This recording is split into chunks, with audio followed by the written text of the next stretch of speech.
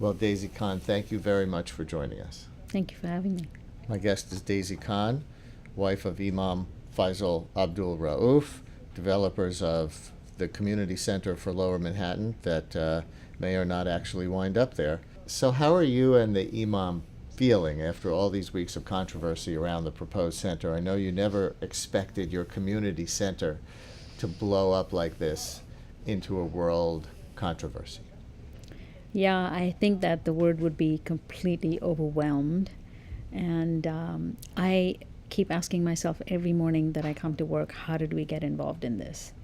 It is unprecedented. We're not public people, we're not public figures, and we find ourselves in the midst of the largest controversy of my life.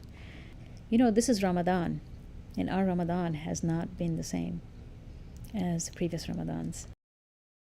How are you dealing with the hate mail that you're getting? I saw the tape. I heard the tape. Maybe we'll play a clip. It was a phone call in the office here, but it was just taken for the Dutch TV.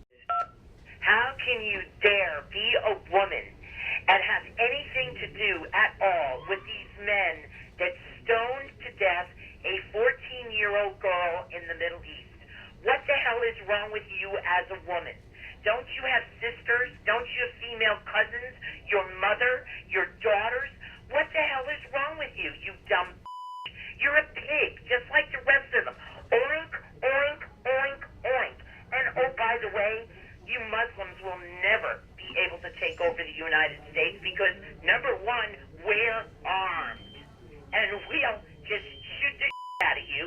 I'd like nothing better. In 10 minutes in a room with a baseball bat with one of you morons. Have a good night. End this message. How much hate mail are you getting? Are you getting death threats? How do you react to this? I would say that if I was only getting hate mail, I would have gone into despair. But for every hate mail that comes in, there are beautiful emails that come in, and let me just read you one. I'm not Muslim, but simply an American who wants to see New York and Ground Zero become a symbol to the world of religious tolerance and freedom. Please don't move the site.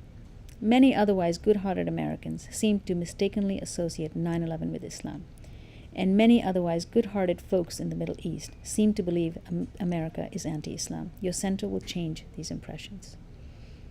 And this is what gives me hope when I see these kinds of emails.